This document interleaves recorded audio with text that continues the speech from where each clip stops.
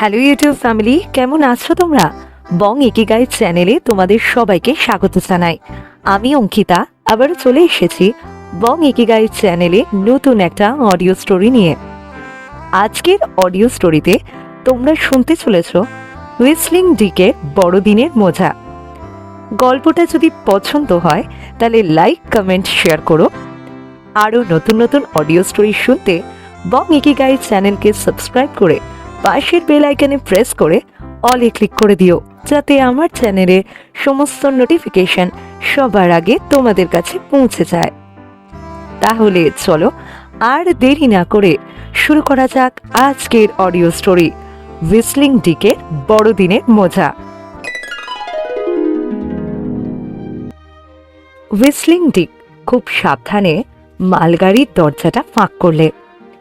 শহরের আইনের 57-16 অনুচ্ছেদের সাহায্যে যে কোনো লোককে শুধু সন্দেহ বশে গ্রেপ্তার করার নিয়ম আছে। এই পুরনো আইনের সঙ্গে তার বহুদিনের পরিচয় ছিল, তাই লাফিয়ে পড়বার আগে সে চারিদিকের জায়গাটা একজন দক্ষ সেনাপতির মতো নিরীক্ষণ করে নিলে। দক্ষিণের এই শহরটায় সে গতবারেও এসেছে, কিন্তু এর কোনো পরিবর্তনই হয়নি। শহরটার লোকেদের আশ্রয় দেয়, যদিও এখানকার লোকেরা অনেক দুঃখ কষ্টের মধ্যে দিয়ে কাটায়। শহরটাকে বড় বলা চলে, আর শীতকালের ঠান্ডায় এটা ভবঘুরেদের একটা স্বর্গও বটে। যে জেটিটার কাছে এসে মালগাড়িটা দাঁড়িয়েছিল সেখানটা অনেক রকমের মালপত্র জমা হয়ে অন্ধকার হয়ে আছে। যে পুরনো ত্রিপলগুলো দিয়ে মালপত্র আর পিপেগুলো ঢাকা আছে তার ভ্যাপসা গন্ধটা তার খুব চেনা। সেই গন্ধে বাতাস পঙ্কিল হয়ে উঠেছে। নদীর কালো জলটা জাহাজগুলোর মধ্যের ফাঁক দিয়ে কুলকুল করে বয়ে চলেছে। বহু দূরে চ্যালমেটের দিকে নদীটা অনেকখানি বেঁকে গেছে দেখা যায়। তার ধারে ধারে সার সার ইলেকট্রিক আলো জ্বলছে। নদীর ওপারে অ্যালজিয়ার্স, লম্বা একা বেঁকা কালো জায়গা একটা, তারও ওদিকে আকাশের সামান্য ভোরের আলো ফোটাতে জায়গাটা আরও অন্ধকার দেখাচ্ছে। একটা কি দুটো জাহাজ টানবার স্টিমার এদিকে আসছে। ভোরবেলাতেই হয়তো কোনো জাহাজ যাত্রা করবে। তাদের শব্দ শুনে বুঝতে পারা যায় যে সকাল হচ্ছে। ছোট ছোট ইতালিয়ান নৌকাগুলো তরি তরকারি আর মাছ নিয়ে ঘাটের কাছে আসছে।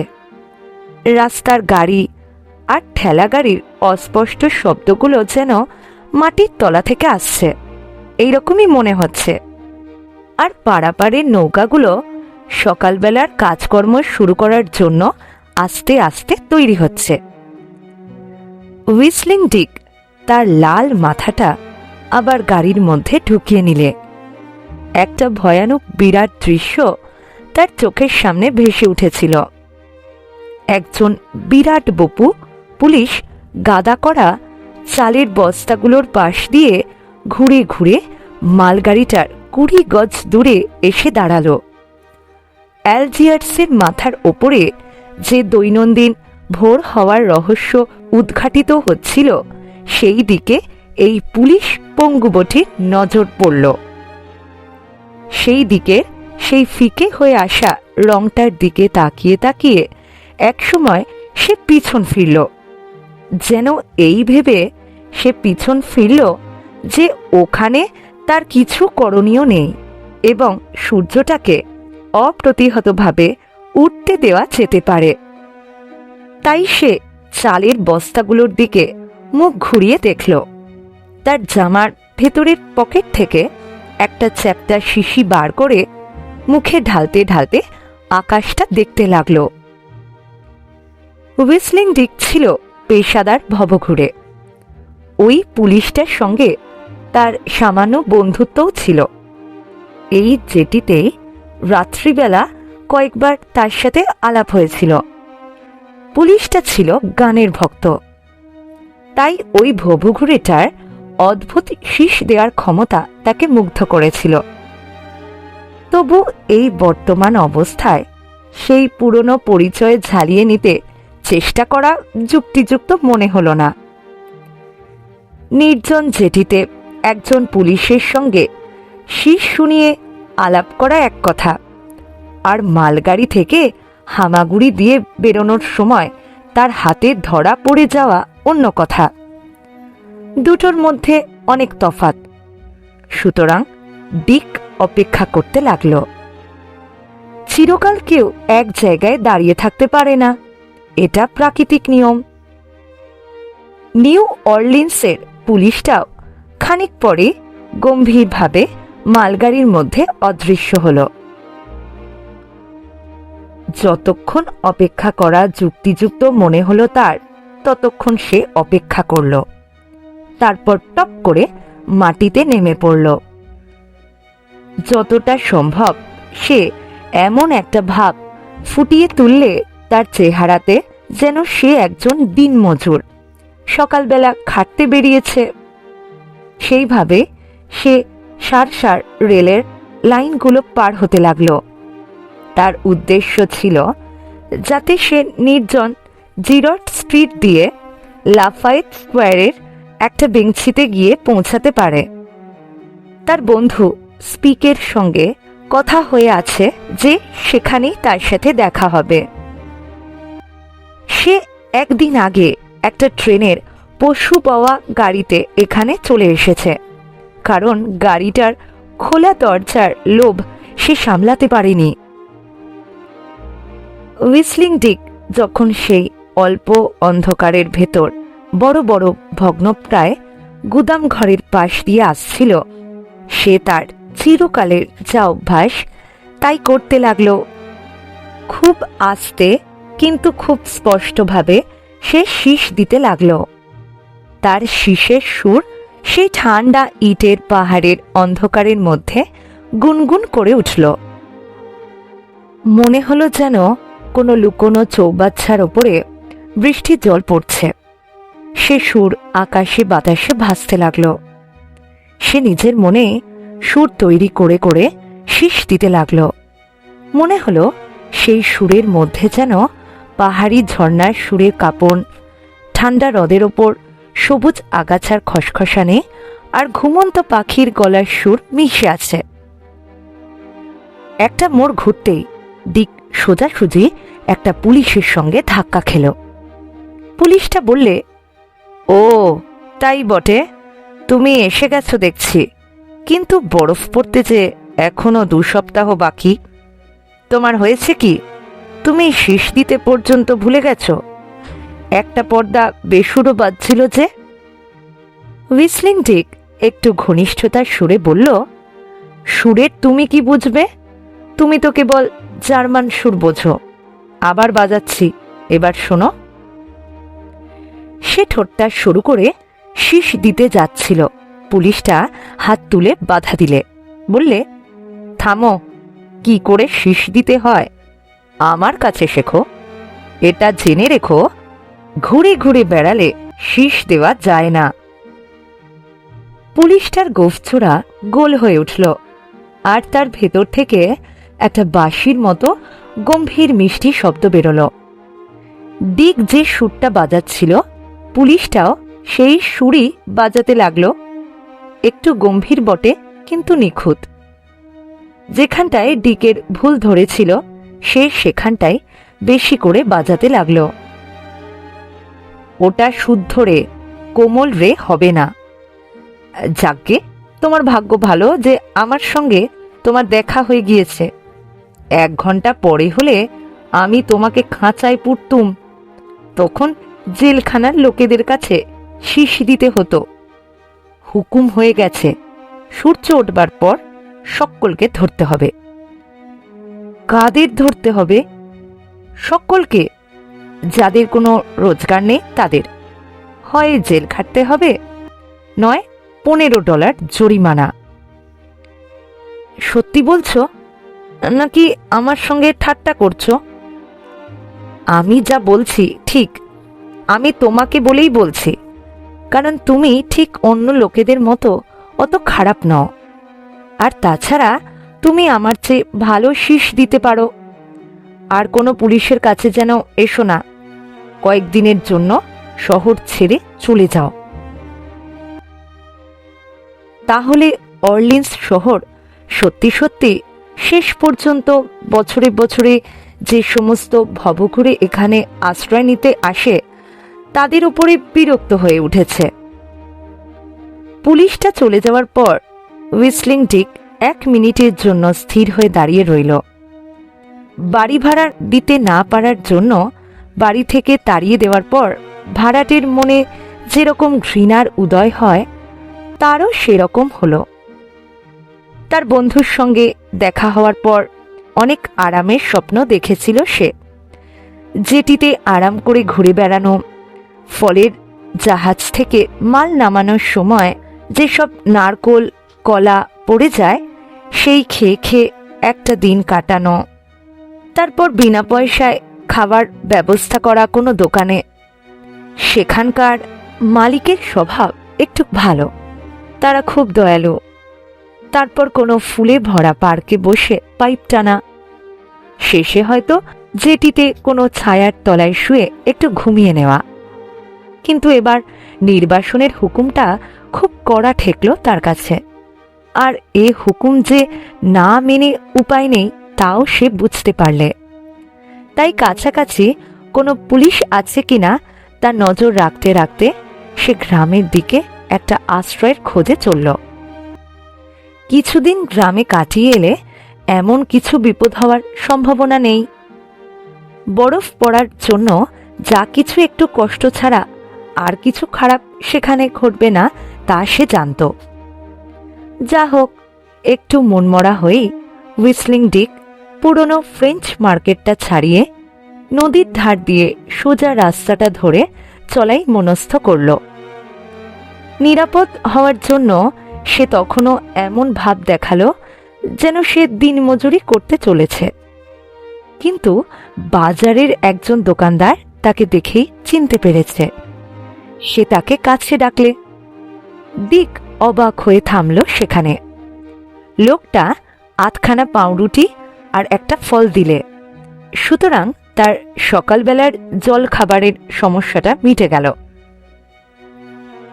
ক্রমেই রাস্তাটা নদীর ধার ছেড়ে অন্যদিকে বেঁকে গেল। ডিকও মানুষের হাতে তৈরি বাঁধের ওপর উঠল আর তার ওপরে পায়ে চলা পথটা ধরে চলতে লাগল। শহরতলির লোকেরা তার দিকে সন্দেহের দৃষ্টি দিয়ে চেয়ে চেয়ে দেখছে। অন্য লোকেরা তাকে দেখে শহরের হৃদয়হীন আইনের কড়া পরিণামের কথা ভাবতে লাগল। জনবহুল শহরের ভিড়ে যে আড়াল আর নিরাপত্তা পাওয়া যায় তা এখানে আর পাওয়া যাবে না বলে তার একটু ভাবনা হলো।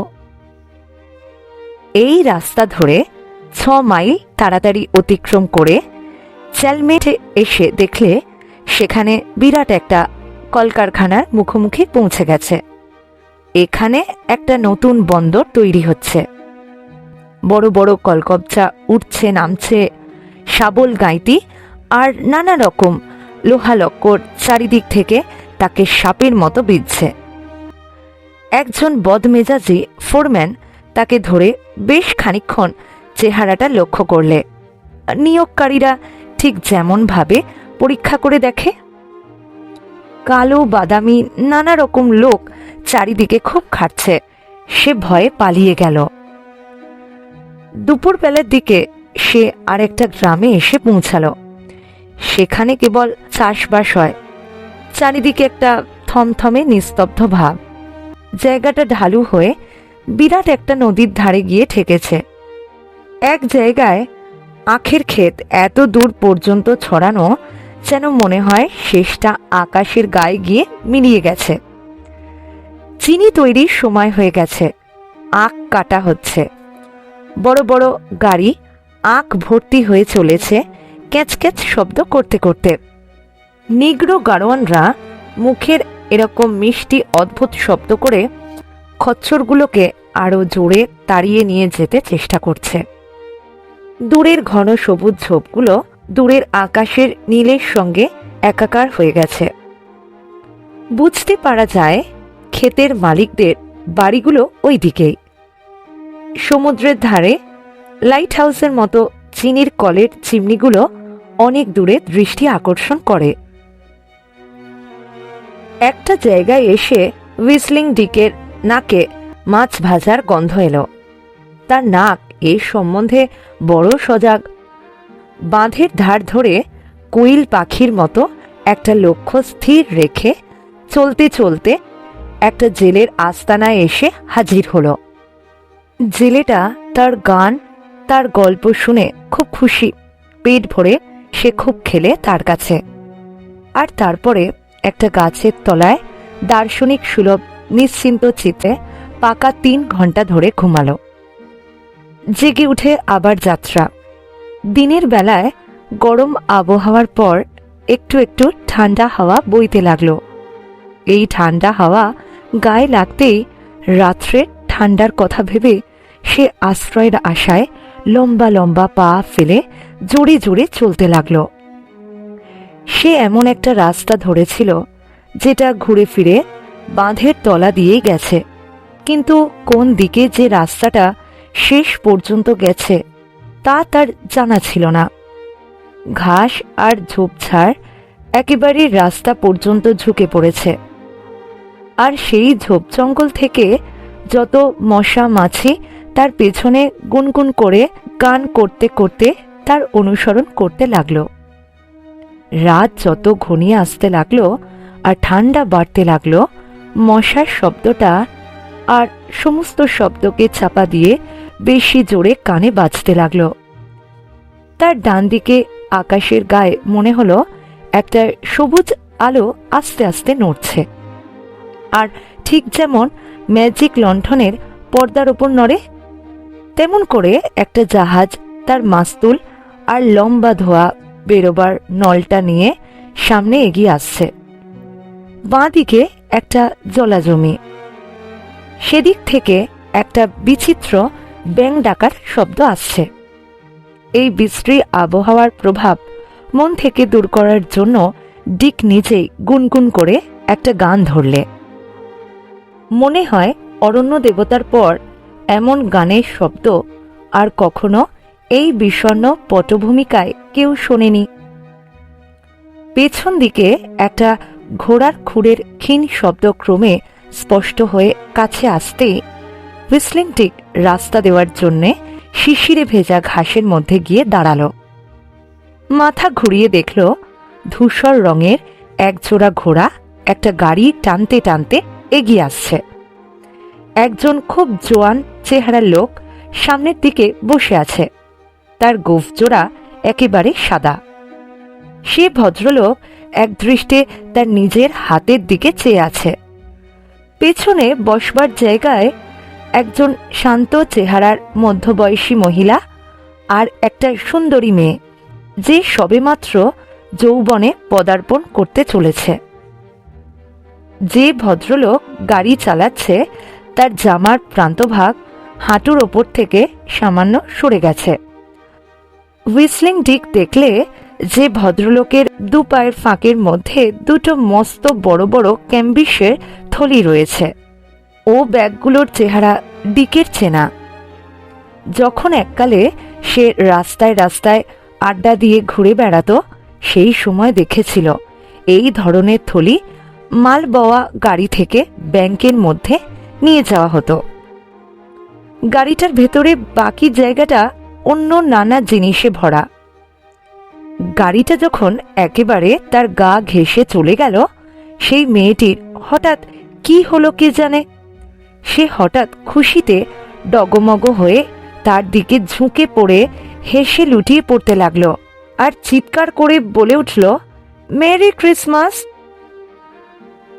এরকম ঘটনা সাধারণত হুইসলিং ডিকের জীবনে রোজ ঘটে না, তাই কিভাবে যে অভ্যর্থনার সাড়া দেবে সেটা ঠিক করতে পারলে না। তার হাতে তখন আর ভাববার সময়ও নেই। সে তাই হঠাৎ তার টুপিটা নিয়ে হাত দিয়ে সামনে পিছনে দোলাতে লাগলো, আর তারপর চলন্ত গাড়িটার দিকে চেয়ে খুব ভদ্রভাবে চিৎকার করে উঠল, ওই ওই যে। মেয়েটি হঠাৎ নড়ে ওঠার জন্য একটা ছোট পুঁটলি বোধহয় খুলে গিয়েছিল। তা থেকে কালো মতন নরম কি একটা জিনিস মাটিতে পড়ে গেল। ডিক সেটা কুড়িয়ে নিলে দেখলে সেটা একটা কালো রঙের সিল্কের মোজা। চমৎকার সরু মোজাটা, অত্যন্ত নরম অথচ বেশ মচমচে। হুইসলিং ডিক দাঁত বার করে বললে, এবার বেরিয়ে যাবে তোমার দুষ্টুমি। কি হবে এবার? খুশি? ক্রিসমাস? মেয়েটার গলার আওয়াজটা খুব মিষ্টি তো। খুব বড় লোক ওরা, ওদের কাছে এক বস্তা ময়দাও যা, শুকনো আপেলও তাই। বোধহয় বড়দিনের বাজার করতে গিয়েছিল আর মেয়েটা তার মোজাটা হারিয়ে ফেলল। দুষ্টু মেয়ে কোথাকার। বললে কিনা মেরি ক্রিসমাস, যেন তাকে বললে, কিরে জ্যাক, কেমন চলছে? ফিফথ এভিনিউতে যারা থাকে তাদের মতো বড় লোক ওরা, কিন্তু ওদের ঠকানো খুব সহজ। হুইসলিং ডিক মোজাটা নিয়ে সযত্নে মুড়ে পকেটে রেখে দিলে। 2 ঘন্টা পরে একটা জায়গায় এসে বসতির লক্ষণ দেখতে পাওয়া গেল। রাস্তার মোড় ঘুরতেই একটা বিরাট খামারের অনেকগুলো বাড়িঘর নজরে পড়ল। একটা বড় বাড়ির দুদিকে ডানার মতো ঘর চলে গেছে। অনেকগুলো জানলা, সবগুলোতেই আলো জ্বলছে দেখা যায়, আর সমস্ত বাড়িটা জুড়ে লম্বা বারান্দা। ডিকের মনে হলো ওই বাড়িটাতেই বোধহয় ওখানকার জমিদার থাকে। বাড়িটার সামনে বিস্তীর্ণ সমতল জমি, তাতে ঘাস বসানো। ঘরের ভেতরের আলোকরশ্মি এসে পড়েছে সেই ঘাস জমির ওপর। জমিটা চারিদিকে কুঞ্জবন দিয়ে ঘেরা। লতানে গাছ সব দেয়ালে আর বেড়ার গায়ে মোটা হয়ে গজিয়ে উঠেছে। অনেক দূরে পেছন দিকে কর্মচারীদের থাকবার ঘর আর কলকারখানা। এখানকার রাস্তার দুধারটা বেড়া দিয়ে ঘেরা। হুইসলিং ডিক বাড়িটা যত কাছে আসতে লাগলো ততই নাকে কেমন একটা গন্ধ পেলে। সে থমকে দাঁড়ালো আর গন্ধটা শুকতে লাগলো। সে নিজের মনেই বললে, চমৎকার মাংসের কালিয়া রাঁধছে কেউ। আমার নাক তো কখনো ভুল করে না। যে দিক থেকে বাতাসটা আসছিল সেই দিকে সে বেড়াটা বেয়ে ওপরে উঠল। একদিকটায় কতগুলো বাজে জিনিস গাদা করে রাখা আছে, কতগুলো পচা কাঠ, ভাঙা পুরনো ইটের টুকরো। একটা কোণের দিকে একটা জায়গায় বেশ অস্পষ্ট আগুনের হলকার মতো দেখা গেল। তারপরে বোঝা গেল গনগনে কয়লা জ্বলছে সেখানে। মনে হলো যেন কয়েকজন মানুষের মতো কারা তার কাছে আশেপাশে শুয়ে বসে আছে। সে আরো কাছে গেল। আগুনের হলকায় হঠাৎ একটা মোটা লোকের চেহারা স্পষ্ট হয়ে উঠল। লোকটার চেহারা রুক্ষ, গায়ে একটা পুরনো বাদামি রঙের সোয়েটার আর মাথায় একটা টুপি। নিজের মনেই হুইসলিং ডিক বললে, লোকটা নিশ্চয়ই সেই আমাদের বস্টন হ্যারি। আমি একটা শব্দ করে দেখি বলে সে শীষ দিয়ে একটা সুর বাজাতে শুরু করল, আর সঙ্গে সঙ্গে সবাই তার সঙ্গে যোগ দিল। সে আস্তে আস্তে খুব সাহসের সঙ্গে আগুনের কাছে গিয়ে দাঁড়ালো। মোটা লোকটা তাকে দেখেই তার ফ্যাঁসফ্যাঁসে গলায় চিৎকার করে বলতে লাগলো, আমাদের মধ্যে আজ হঠাৎ অপ্রত্যাশিতভাবে হুইসলিং ডিক এসে হাজির হয়েছে। এ আমার বহুদিনের পুরনো বন্ধু। আমি এর দায়িত্ব নিতে পারি। এর জন্য আর একটা পাতা করতে বলো। আজকে এ আমাদের সঙ্গে খাবে, আর খেতে খেতে আমরা তার গল্প শুনব, কি ঘটনাচক্রে সে আমাদের মধ্যে এসে পড়ল। হুইসলিং ডিক বললে, বস্টন সেই রকমই আছে, সেই ভালো ভালো কথা বলে। যা হোক, আমাকে খেতে নেমন্তন্ন করার জন্য ধন্যবাদ। তোমরা যেভাবে এখানে এসে জুটেছ, আমিও সেইভাবেই এখানে এসেছি। একজন পুলিশ আজ সকালবেলা আমাকে একটু সাহায্য করেছিল। তোমরা কি এই খামার বাড়িতে কাজ করো বুঝি? বস্টন গম্ভীর হয়ে বললে, খাবার আগে এসব কথা জিজ্ঞেস করলে গৃহকর্তাদের অপমান করা হয়, তা জানো? ভদ্রতার নিয়ম নয় এটা। হ্যাঁ, কাজ করেছি বটে, কিন্তু এখন আমি কিছু বলবো না। আমরা 5 জন, আমি, ডেভ পেট, ব্লিঙ্কি, গগলস আর ইন্ডিয়ানা টম, আমরা সবাই কাল নিউ অরলিন্স থেকে সন্ধেবেলা এখানে এসে পৌঁছেছি। ব্লিঙ্কি, তোমার বাঁ পাশে খোলা খাবারের টিনটা ডান দিকের ভদ্রলোকের কাছে দাও।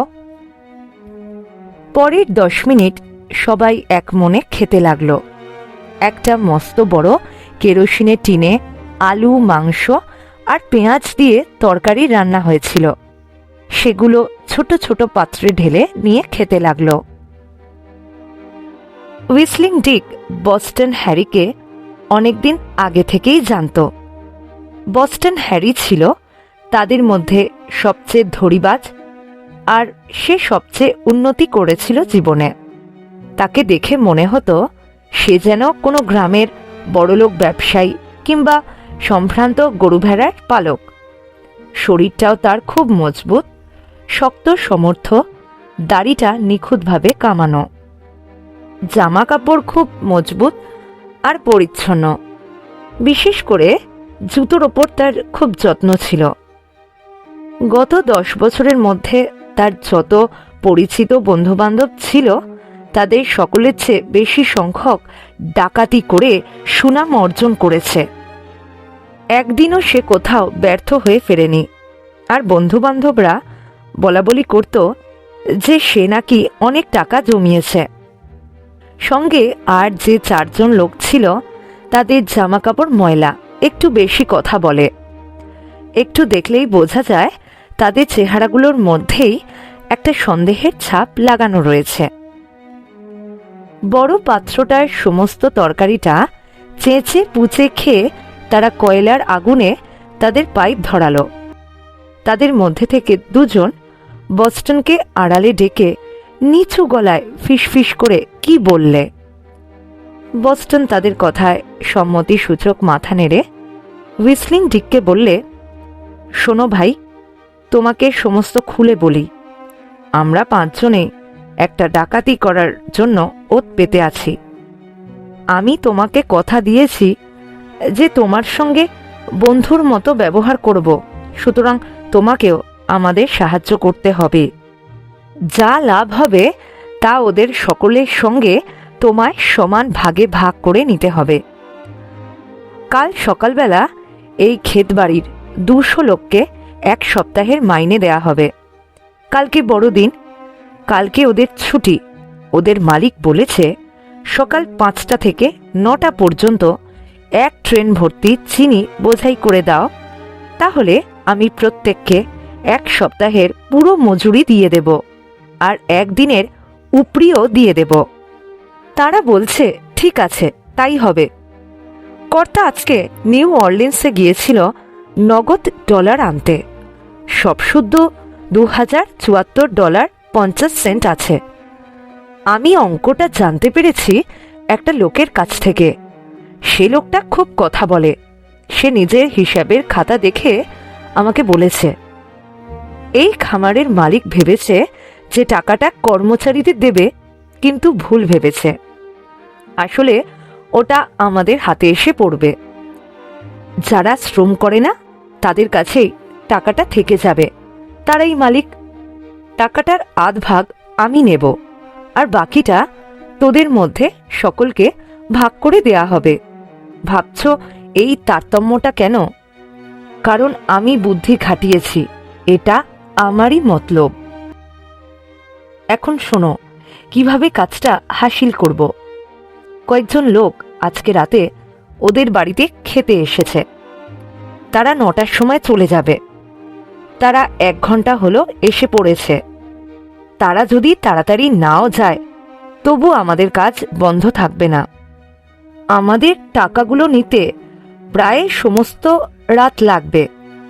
9টার সময় কালাপেট আর ব্লিঙ্কি এই রাস্তা ধরে বাড়িটা থেকে কিছুটা দূরে একটা আখের ক্ষেতে যাবে। ক্ষেতগুলো এখনো কাটা হয়নি। তারা ওই ক্ষেতে গিয়ে আগুন লাগিয়ে দেবে। বাতাস লেগে 2 মিনিটের মধ্যেই আগুনটা দাউ দাউ করে জ্বলে উঠবে। খবরটা পেলেই বাড়ির চাকর বাকর সবাই 10 মিনিটের মধ্যে সেইখানে আগুন নেভাতে হাজির হবে। বাড়িতে শুধু থাকবে টাকার থলিগুলো আর মেয়েরা, সুতরাং আমাদের বেশি বেগ পেতে হবে না। তুমি কখনো আখ পুড়তে শুনেছ? এত পটপট শব্দ হয় যে মেয়েরা হাজার জোরে চিৎকার করলেও সেই শব্দ ছাপিয়ে উঠবে না। সে সম্বন্ধে আমাদের কোনো সন্দেহ নেই। শুধু একমাত্র বিপদ যেটা, সেটা হচ্ছে এই টাকাটা নিয়ে বেশি দূর যেতে না যেতেই যদি ধরা পড়ে যায়। এখন তুমি যদি... হুইসলিং ডিক দাঁড়িয়ে উঠে বাধা দিয়ে বললে, বস্টন, তোমরা আমাকে যে এত খাইয়েছ তার জন্য ধন্যবাদ, কিন্তু এবার আমি সরে পড়ব। বস্টনও উঠে দাঁড়ালো। জিজ্ঞেস করলে, তার মানে? আমি এর মধ্যে নেই ভাই। তোমার তো জানাই উচিত ছিল। ভবঘুরে হয়ে ঘুরে ঘুরে বেড়ানোতে আমার কোনো আপত্তি নেই, কিন্তু ওই জিনিসটা হবে না। শীতের চুড়ি আমার ভালো লাগে না। আমি তাহলে আসি ভাই, অনেক ধন্যবাদ। হুইসলিং ডিক কথা বলতে বলতে কয়েক পা এগিয়ে গিয়েই হঠাৎ থমকে দাঁড়ালো। বস্টন তার দিকে একটা ছোট রিভলভার তাক করে আছে। বস্টন বললে, তুমি এখানে বসো আগে। তোমাকে যেতে দিলেই তুমি সমস্ত মতলব নষ্ট করে দেবে। তোমাকে এই আস্তানায় থাকতে হবে যতক্ষণ না আমাদের কাজ হাসিল হয়। ওই ইটের গাদার শেষটা পর্যন্ত তুমি নড়তে পারো। তার 2 ইঞ্চি বেশি ছাড়িয়ে গেলে তোমায় গুলি করব আমি। এখন ভালোয় ভালোয় কথা শোনো।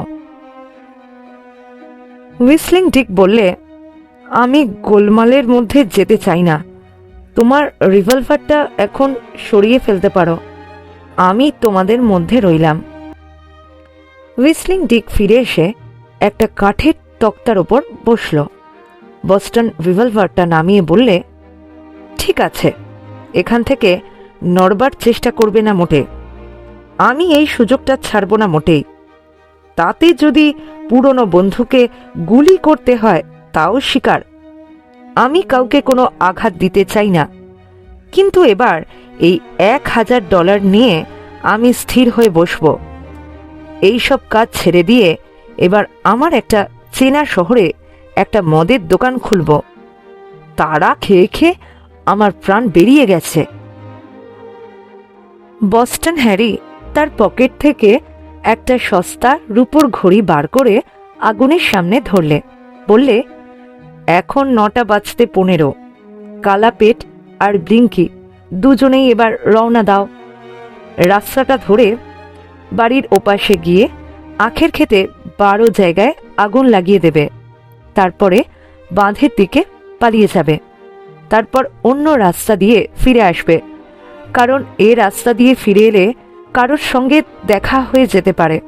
তোমরা ফিরে আসতে আসতে এখানকার লোকগুলো আগুন নেভাতে ছুটবে। তখন আমরা বাড়ির ভেতরে ঢুকে টাকা লুট করে নেব। যার কাছে দেশলাই আছে আমাকে দাও। 2 জন লোক সকলের কাছ থেকে দেশলাইগুলো নিয়ে জড়ো করলে। হুইসলিং ডিকও নিজের দেশলাইটা তাড়াতাড়ি দিয়ে দিলে।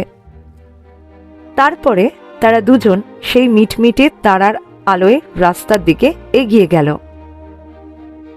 বাকি 3 জনের মধ্যে গগলস আর ইন্ডিয়ানা টম একটা সুবিধে মতো কাঠের গুড়ির গায়ে হেলান দিয়ে শুয়ে হুইসলিং ডিকের দিকে খোলাখুলি অপ্রসন্ন দৃষ্টিতে চাইতে লাগল। বস্টন যখন বুঝতে পারল যে ডিক তার কথায় রাজি হয়েছে, তখন পাহারাটা একটু শিথিল করল। হুইসলিং ডিক দাঁড়িয়ে উঠে যেটুকু জায়গা তাকে নির্দেশ করে দেয়া হয়েছে তার মধ্যে ঘোরাফেরা করতে লাগল। তারপর বস্টন হ্যারির সামনে থেমে বস্টন হ্যারিকে জিজ্ঞেস করল, আচ্ছা, তোমার কিসে ধারণা হলো যে খামারের মালিক তার বাড়িতে টাকা রেখেছে?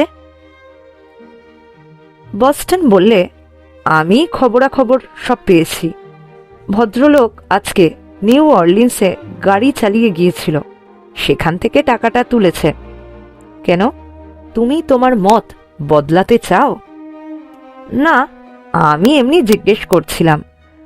কিরকম গাড়ি চড়েছিল? ঘোড়াগুলো কিরকম দেখতে?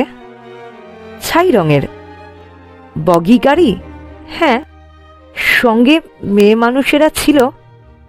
বউ আর একটা বাচ্চা ছিল। কেন, কোনো খবরের কাগজের জন্য খবর নিচ্ছ নাকি? কোন খবরের কাগজ? না, এমনি সময় কাটানোর জন্য বলছি। আমার মনে হয় আজকে সন্ধেবেলা যখন আমি রাস্তা দিয়ে আসছিলাম তখন গাড়িটা পাশ দিয়ে যেতে দেখেছি, এই আর কি। আগুনের পাশ দিয়ে এদিক ওদিক ঘোরাফেরা করতে করতে হুইসলিং ডিক পকেটের মধ্যে হাত দিয়ে যেটা সে রাস্তায় কুড়িয়ে পেয়েছিল সেই সিল্কের মোজাটা হাত দিয়ে অনুভব করতে লাগলো। সে মনে মনে উচ্চারণ করল, সেই মিষ্টি ছোট্ট মেয়েটা। ঘোরাফেরা করতে করতে গাছের ফাঁক দিয়ে সেখান থেকে ৭৫ গজ দূরে ক্ষেত মালিকের সেই বাড়িটা দেখতে পেল। বাড়ির এধারটায় খুব চওড়া চওড়া জানলা দেখা যাচ্ছে, ভেতরে খুব তীব্র আলো জ্বলছে। বাইরে তার মৃদু রশ্মি এসে পড়েছে বারান্দা আর মাঠের ওপর। বস্টন হঠাৎ জিজ্ঞাসা করল, কি বললে তুমি? হুইসলিং ডিক সেই রকম বেড়াতে বেড়াতেই মাটির উপর একটা পাথরের টুকরোতে লাথি মেরে বলল, না, কিচ্ছু না। তারপর নিজের মনে সে বলতে লাগলো, বেশ হয়েছে, খুব যে বড়লোক, খুব যে আনন্দ করে বলা হলো মেরি ক্রিসমাস। হ্যাঁ, এবার কি হবে এখন? ওদিকে ক্ষেত মালিকের বাড়ির খাবার ঘরে ২ ঘন্টা দেরিতে ডিনার সাজানো হচ্ছিল। খাবার ঘরটা আর তার অন্যান্য সাজ সরঞ্জাম সবকিছুই একটা বহু পুরনো বংশের সাক্ষ্য বহন করছে। খাবার পাত্রগুলো খুব দামি, বহুদিন ধরে যত্ন করে এগুলোকে রাখা হয়েছে। দেয়ালের ছবিগুলোর কোণে কোণে বিচিত্র নাম লেখা রয়েছে।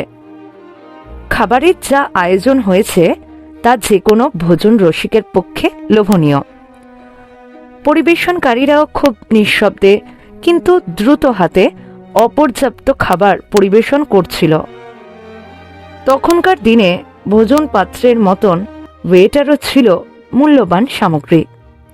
অতিথিদের সঙ্গে ক্ষেত মালিকের পরিবারের লোকেরা পরস্পর যে নাম ধরে কথাবার্তা বলছিল তাতে বোঝা যাচ্ছিল সবাই ঐতিহাসিক বংশের লোক। তাদের কথাবার্তা, আচরণ সবই খুব উচ্চাঙ্গের। ক্ষেত মালিক নিজেই সকলের চেয়ে বেশি কথা বলে সকলের আনন্দ বর্ধন করছিলেন। যারা বয়সে কম তারা হাস্যকৌতুকে তার সঙ্গে পেরে উঠছিলেন না। তরুণরা ক্ষেত মালিকের বাড়ির মেয়েদের প্রশংসা অর্জন করার জন্য তাকে কথায় কাবু করতে চেষ্টা করছিল, কিন্তু প্রতিবারই তিনি তাদের কথার উপযুক্ত জবাব দিয়ে উচ্চ হাস্যে তাদের পরাজিত করছিলেন। আর টেবিলের সামনে প্রশান্ত মাতৃমূর্তির মতো বাড়ির গিন্নি বসেছিলেন। কখনো একটুখানি হাসছিলেন, কখনো একটা দুটো কথা উচ্চারণ করছিলেন, কিংবা কারুর দিকে উৎসাহব্যঞ্জক দৃষ্টিতে চাইছিলেন। প্রথমে তাদের আলোচনা কোনো নির্দিষ্ট বিষয়কে কেন্দ্র করে চলছিল না, কিন্তু শেষকালে কথা উঠল এই ভবঘুরেদের উৎপাত নিয়ে, যে উৎপাতটা সম্প্রতি ক্ষেত খামারের এই অঞ্চলের কয়েক মাইল ধরে খুবই বিরক্তিকর হয়ে উঠেছে।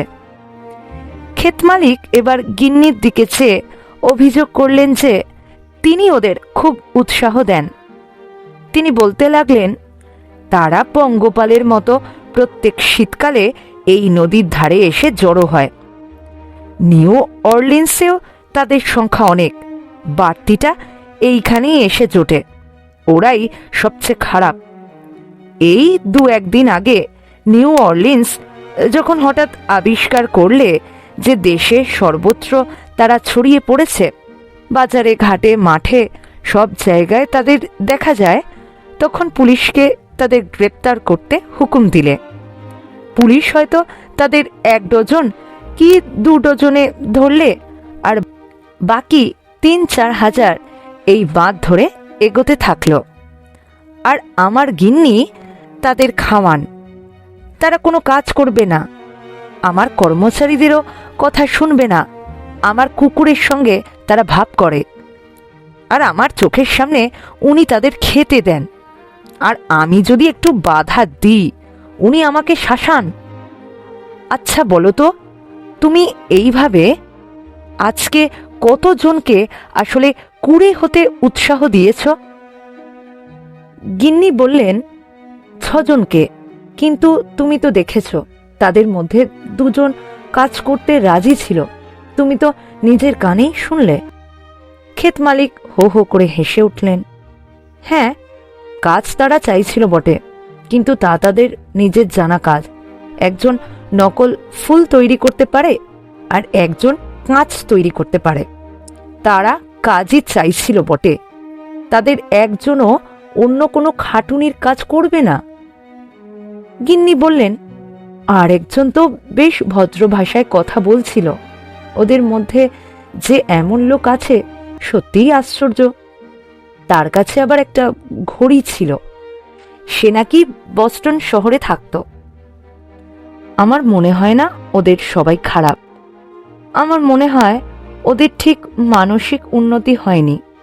ওরা ছোট ছেলের মতন।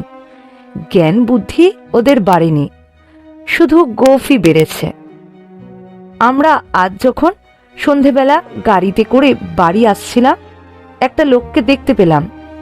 চেহারাটা দেখে মনে হলো যেন কোনো কাজ তার দ্বারা হওয়া সম্ভব নয়। এমন চমৎকার শীষ দিচ্ছিল, যেন মনে হচ্ছিল নিজের প্রাণটা ঢেলে দিয়েছে সেই সুরের মধ্যে। একজন সুন্দরী বালিকা গিন্নির বাঁদিকে ঝুঁকে বসেছিল। সে গলাটা নিচু করে বললে, আমার মনে হয় মা, সেই ভবঘুরেটাই হয়তো আমার মোজাটা কুড়িয়ে নিয়েছে। আচ্ছা মা, লোকটা কি আজ রাতেই ওটা ঝুলিয়ে রাখবে? আমার তো ঝোলাবার মাত্র একটাই রইল। আমার অত মোজা থাকতেও কেন আমি নতুন একজোড়া মোজা কিনেছিলুম জানো? জুডি পিসি বলেছিল, যদি একেবারে আনকোড়া নতুন 2টো মোজা ঝুলিয়ে দেওয়া যায়, তো সান্টা ক্লজ একটাতে যত ভালো ভালো জিনিস সব ভরে রাখবে, আর মসিয়ে প্যাম্বি আর একটাতে বড়দিনের আগের দিন ভালো মন্দ যত কথা বলেছি তার কড়ায় গন্ডায় হিসেব করে দাম দিয়ে যাবে। সেই জন্যই তো আজকে সারাদিন যার সঙ্গেই দেখা হয়েছে তার সঙ্গে ভদ্রভাবে আর নম্রভাবে কথা বলেছি। জানো তো মসিয়ে প্যাম্বি কিরকম বদমাইশ লোক? তার কথাটা শেষ হওয়ার আগেই একটা অদ্ভুত কাণ্ড ঘটল। ভস্মশেষ উল্কার প্রেতের মতো একটা কালো ডোরাকাটা জিনিস এসে কাঁচের জানলায় লাগলো, আর কাঁচ ভেদ করে সেটা টেবিলের ওপর পড়ল। সঙ্গে সঙ্গে কয়েকটা কাঁচের টুকরো চারিদিকে ছড়িয়ে গেল, আর তারপর সেটা ভদ্রলোকের মাথার ফাঁক দিয়ে দেয়ালে গিয়ে লেগে সেখানে একটা গোল ছেঁদা করে দিলে। আজও কোনো অতিথির সেই বাড়িতে গিয়ে দেয়ালের দাগটার দিকে নজর পড়লে গল্পটা তাকে বলা হয়। মহিলারা নানান স্বরে ভয়ার্ত আর্তনাদ করে উঠল। পুরুষরাও দাঁড়িয়ে উঠে তাদের তরোয়ালে হাত দিতে যাচ্ছিল, কিন্তু তাদের বংশের সম্ভ্রমের কথা ভেবেই তারা তা থেকে বিরত রইল। ক্ষেত মালিকই প্রথম তৎপরতা দেখালেন। তিনি সেই অদ্ভুত দ্রব্যটি হাতে নিয়ে তুলে ধরলেন। বললেন, কি আশ্চর্য! আকাশ থেকে কি মোজা বর্ষণ হলো? মঙ্গল গ্রহের সঙ্গে কি তাহলে যোগাযোগ হয়ে গেছে? ক্ষেত মালিক হাতে ঝুলিয়ে দেখলেন একটা কালো মোজা। তিনি বললেন, এর ভেতরে মাল পোড়া আছে দেখছি। কথা বলতে বলতে তিনি মোজাটা উল্টে দিলেন। ভেতর থেকে একটা গোল মতন পাথরের টুকরো পড়ল। পাথরের টুকরোটা একটা হলদে কাগজে মোড়া। তিনি বললেন, এই শতাব্দীতে এইটাই প্রথম আন্তর্মহাজাগতিক পত্র। কথাটা বলে তিনি অন্য ভদ্রলোকেদের দিকে চেয়ে নিজের চশমাটা ঠিক করে নিয়ে জিনিসটা পরীক্ষা করতে লাগলেন। সবাই তাকে ঘিরে দাঁড়িয়েছিল। পরীক্ষা শেষে সেই হাসি খুশি মানুষটি যেন একজন কর্তব্যপরায়ণ কঠোর বাস্তব মানুষে পরিণত হয়ে উঠলেন। তিনি একটা ঘণ্টার শব্দ করতেই নিঃশব্দে একজন চাকর ঘরে ঢুকল। তিনি তাকে বললেন, যাও এখনই মিস্টার ওয়েসলিকে খবর দাও। তিনি যেন এখনই সঙ্গে রিভস আর মরিসকে নিয়ে আর 10 জন বিশ্বস্ত জোয়ান মানুষকে সঙ্গে করে এই বাড়ির সামনে হাজির হন, আর তাকে বলো সবাই যেন বন্দুক লাঠি সোটা নিয়ে আসে, তার সঙ্গে অনেক দড়ি, বেশি দেরি করে না যেন। আর তারপর তিনি কাগজটা নিয়ে জোরে পড়তে লাগলেন। গৃহকর্তা মহাশয়, এই ফাঁকা জায়গাটায় রাস্তার কাছে যেখানে পুরানো ইটের গাদা পড়ে আছে সেখানে 5 জন গুন্ডা আছে, অবশ্য আমি ছাড়া। তারা আমাকে এখানে বন্দুক দেখিয়ে আটকে রেখেছে। তাই আপনাদের সঙ্গে যোগাযোগ করার এই একমাত্র পথ আমি নিয়েছি। এদের মধ্যে 2 জন আপনাদের আখের ক্ষেতে আগুন লাগাতে গেছে। তারপর যখন আপনাদের লোকেরা সে আগুন নেভাতে যাবে তখন ওই দলটা আপনার বাড়িতে চড়াও হবে। চড়াও হয়ে আপনি মাইনে দেওয়ার জন্য যে টাকা রেখে দিয়েছেন সেই টাকাটা লুট করবে।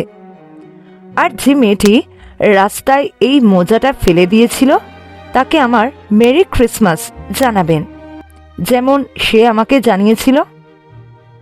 রাস্তার ধারে এই বদমাইশদের প্রথমে ধরে লোক পাঠিয়ে আমাকে এখান থেকে ছাড়িয়ে নেবেন। ইতি হুইসলিং ডিক।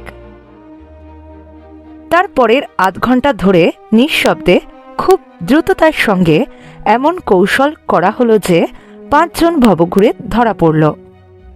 তাদের বাইরের একটা বাড়িতে তালা চাবি দিয়ে বন্ধ করে রাখা হলো। ঠিক হলো সমস্ত রাত ওখানে ওরা বন্ধ থাকবে। তারপর সকালবেলা শাস্তির ব্যবস্থা করা হবে। যে সমস্ত ভদ্রলোক সেদিন সে বাড়িতে নিমন্ত্রণে এসেছিলেন তারা তাদের বীরত্বের জন্য মহিলাদের কাছ থেকে প্রশংসা পেলেন। দেখা গেল হুইসলিং ডিক ক্ষেত মালিকের টেবিলে বসে খুব খাওয়া দাওয়া করছে। এমন খাবার সে জীবনে কখনো খায়নি। আর মহিলারা তাকে খুব প্রশংসার দৃষ্টিতে দেখছে। মহিলাদের সৌন্দর্য দেখে সে এতই বিচলিত হলো, সে অত খাওয়া সত্ত্বেও আনন্দে শীষ দিতে লাগল। সে সমস্ত খুলে বললে কেমন করে বস্টন হ্যারির অসৎ দলটার সঙ্গে তার সাক্ষাৎ হয়েছিল, কেমন করে সে চিঠিটা লিখেছিল, তারপর পাথরটায় সেটা মুড়ে মোজার ভেতরে পুড়েছিল, তারপরে খাবার ঘরের জানলাটার আলোটা লক্ষ্য করে ধূমকেতুর মতো বেগে সেটা ছুঁড়ে তার ভাগ্য পরীক্ষা করেছিল। ক্ষেত মালিক বললেন যে তাকে আর এরকমভাবে ঘুরে বেড়াতে হবে না, তাই এই সততার একটা পুরস্কার দিতে হবে, আর এই কৃতজ্ঞতার একটা ঋণ শোধ করতেই হবে। তার আসন্ন ক্ষতি থেকে এবং হয়তোবা আরও বড় দুর্ঘটনা থেকে সে কি তাদের বাঁচায়নি? তিনি বললেন যে হুইসলিং ডিক তাদের বিখ্যাত বংশের সম্মান রক্ষা করেছে, সেই জন্যই তার ক্ষমতা অনুযায়ী তাকে একটা চাকরি দিতে হবে। আরও বললেন যে সে যাতে ক্রমে ক্রমে তাদের খামারের সাধ্যের মতো আরও উচ্চ পদ পায় তার পথও সুগম করা হবে।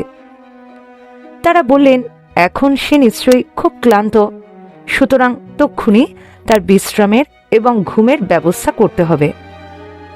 গৃহিণী একটা চাকরকে ডেকে হুইসলিং ডিককে বাড়ির একটা দিকের ঘরে পাঠিয়ে দিলেন। সেদিকটায় চাকর বাকরই থাকে। কয়েক মিনিটের মধ্যে এই ঘরের মধ্যে একটা বহনযোগ্য টিনের জল ভর্তি টাব নিয়ে আসা হলো তার চান করার জন্য। মেঝের ওপরে একটা অয়েল ক্লথ পেতে তার উপরে টাবটা রাখা হলো। সেই ঘরের মধ্যেই ডিক রাতটা কাটাবে।